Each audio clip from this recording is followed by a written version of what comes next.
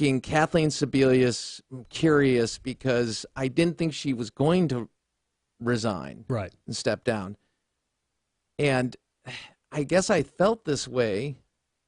Feelings are fickle. You know how that is. Yeah, you're not the only one that didn't think she was going to resign. Huffington Post didn't either. Wow. So here is cut number one, actually. Let's go to cut number one. Here's just a little reason why maybe some people weren't expecting this. Roll it. All right, now, Secretary Sebelius, this obviously has been a long, hard push to get this program up and running. I think not only technically, politically, this must have been very difficult. So do you see yourself sticking around until November for round two?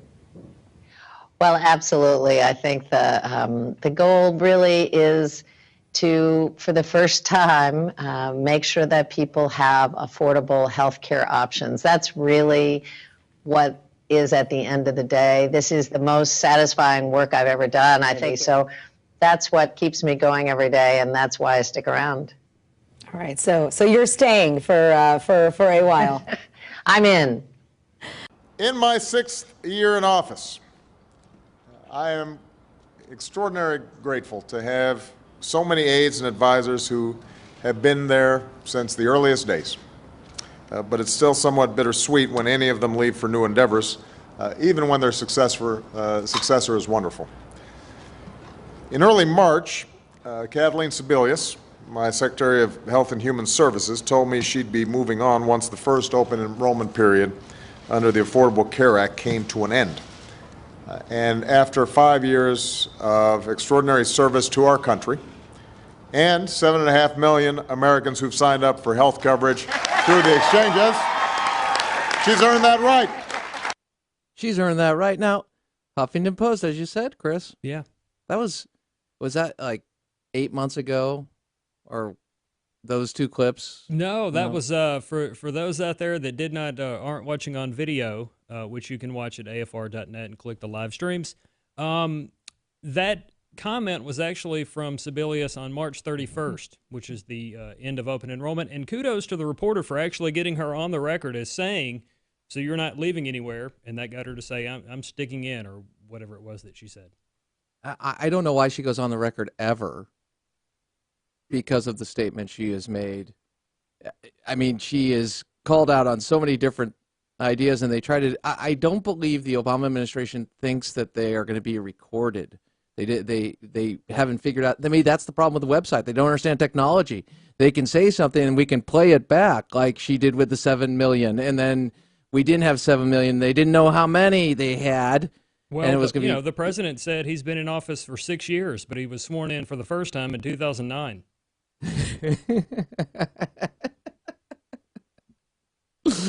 So, all kidding aside, what do you think this is about? Well, I will say this. I didn't think she was going to be leaving either. I was completely caught off guard there. Based on the fact that when healthcare.gov, when open enrollment began, and it just was a disaster. People on both sides acknowledged that there were problems. Even the president talked about it wasn't working as well as he would have liked. You know, the White House took up for Sebelius a couple of weeks into open enrollment, and they gave her what is often referred to as the dreaded vote of confidence. That's one of the many sound bites you'll be hearing from Jay Carney this evening on our newscast. So I think a lot of people, right and left, were caught off guard by her resignation. Now, she got 7 million, though, as I'm sure you've talked about.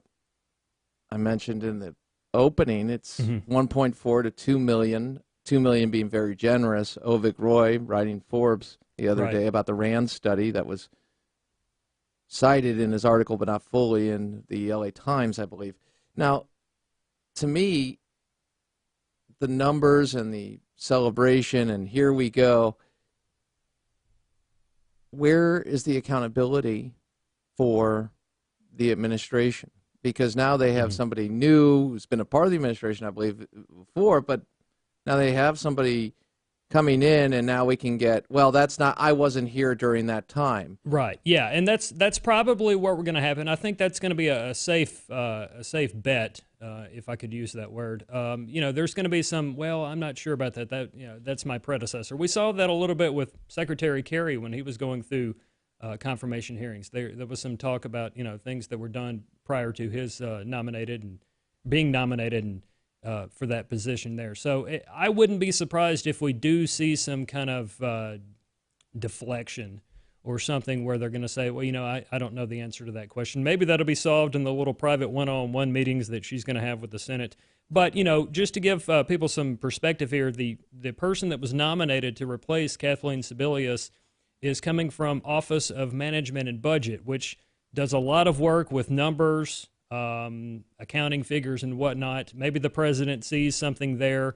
She wasn't really taken on and kind of, nobody was combative or anything when she was nominated to head up the OMB for a position at OMB. So maybe that's what they're trying to go here, where they're trying to avoid some kind of election year nomination battle.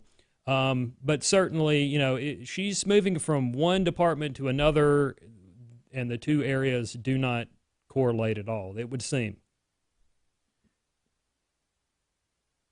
She seems, I don't, about her, I'm speaking to Sebelius, this gets me.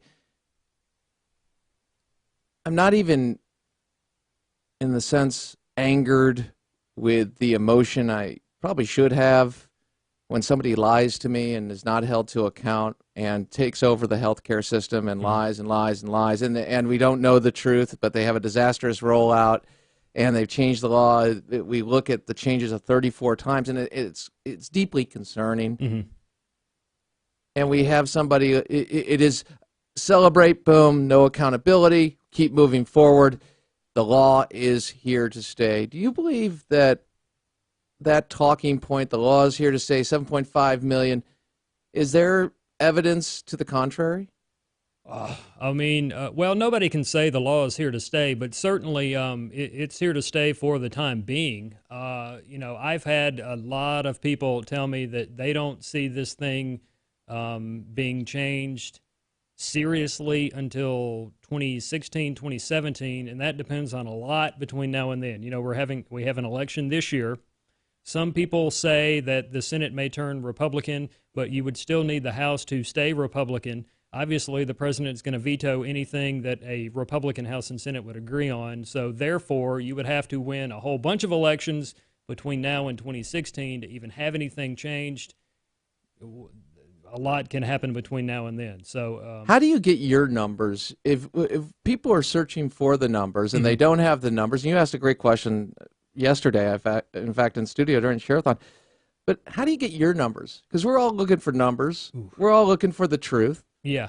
You really have, the internet is your friend, but even on the internet, you're going to find a lot of things, or phone. You can certainly call some people and go through the telephone route. I've had a lot of people tell me different numbers. I was talking with Mike Tanner at Cato Institute today, very brilliant guy. He's been on your show before. Absolutely, good guy. Yeah, and he had mentioned how, Sebelius had mentioned that maybe about 80% of the people that have enrolled have actually paid. That's been a big issue with a lot of center-right individuals and lawmakers that have issues with the Affordable Care Act, as Nancy Pelosi would like it called. And then other people have mentioned that we still don't really have any concrete numbers on how many people that are enrolled were previously uninsured. Maybe they lost their job, lost their plan, and they got on the exchange and just got a different policy. That is another sticking point, and we've pointed this out often when we do this in stories. One of the main goals, if not the main goal of Obamacare, otherwise known as the Affordable Care Act, was to help the uncovered get covered. That was the big tagline going into March 31st, was life happens, get covered. They were trying to get young people that didn't have insurance, and we have no idea at this point, really, beyond the RAND comments. Study right now, really, with the uninsured, 1.4 to 2 million, which is not taking care of the problem, and also speaks to the fact that people had lost their insurance and then had to re-up in the payment. Millions of people lost their insurance, yes. Yeah, and this is something where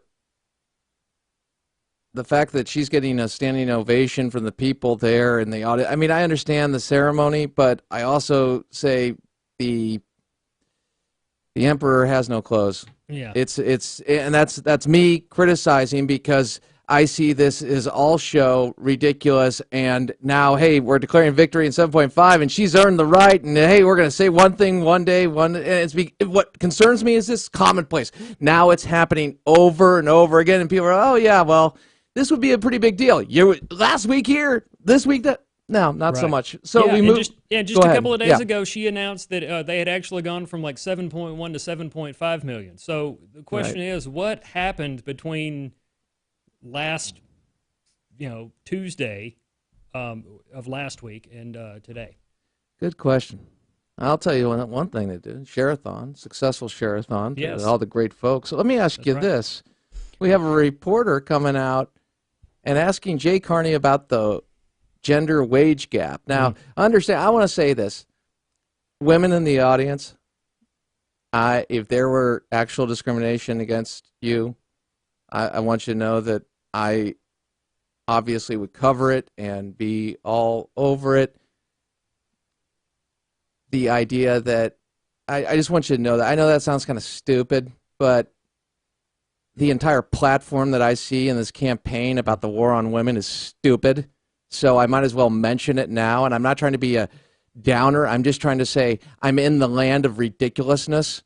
And so when people demand accountability and say, women are only earning 77 cents at what men make, well, Jay Carney got a little testy with the question, despite the fact of how it was characterized. Roll it. Jeff. Jay, outside economists say that the data that the president is citing, the 77 cents phrase, is wrong. Regardless of the merits of this push, Well, that's do you have better absolutely data? not the case. There are some economists who have different views on what it means, but to say economists, I mean, from Reuters, I would expect something a little more precise. That's just not true. The facts are that women make 70 cents for every dollar that men make. There are a variety of reasons for that. Though? Seriously, are those the facts? Because yes, that's based on census data. Over the last couple of days, as this story has gotten a lot of play. That's based on census data. Now, there has been an important discussion in the last several days, and even prior to that, about what those data represent and how much of that is due to a lack of transparency in the pay that women receive versus men, the lack of the kinds of things that ensure that women who do the same work get the same pay that men get, and also things that have to do with the fact that women tend to fill lower wage jobs. Oh. So what's the truth? Carney. Well, let's begin with this. What is the definition of economist? Okay. Through the Google button on my internet machine, I was able to find the definition of economist. Okay, from the Webster's Dictionary, online dictionary, an economist means a person who studies or specializes in economics. And if for anyone that just maybe didn't catch all that clip, he said outside economists. Okay, he's not talking about the people in the room. He's talking about outside economists, the people on the left and right interview. So by and large, an economist is a general term there. Point two, for a White House that is often accused of using the media as a weapon against their opponents, don't ever say the word expects to a reporter that is often accused of working for you. That would be another thing. Okay. But also, I just went and looked up various things about this 77 cent on the dollar thing, which is something a number of groups have told me is not true, including the Independent Women's Forum. Certainly, there are people from the American Enterprise Institute and Heritage Foundation that dispute that as well, female scholars or economists, if we want to go that route. There's one headline I found on The Wire from June 22nd of 2012, headline, Obama's 77 cent exaggeration. If we want to go more recently, a Huffington Post article with the headline, Wage Gap Myth Exposed by Feminists. That's the Huffington Post. That's not Town Hall, okay? And also, this was interesting. I found a webpage from the U.S. Department of Labor, i.e. the government, that basically goes on to say that this is true, but under the portion that says reality, the Labor Department says the size of the pay gap depends on how you measure it, Crane. In other words, there's a ton of evidence out there that disputes what the president has thrown out there. Yes. It didn't take me hours to find that. It took me 5 minutes on the internet. Yeah, and you're considering hours worked, tons of things. If they took time off to have children. Wow. You're actually going to try to go apples to apples? Yeah, you could never be part of the Washington Press Corps. They wouldn't allow me. Maybe if you wore your sweater, they might let you in. Yeah. On the flip side, we've got more with Woodward, and we're going to invite you to be a part of things with your headline of the week. My name's Crane Durham. This is Crane Durham's Nothing But Truth. Happy Friday, everybody. Put a smile on.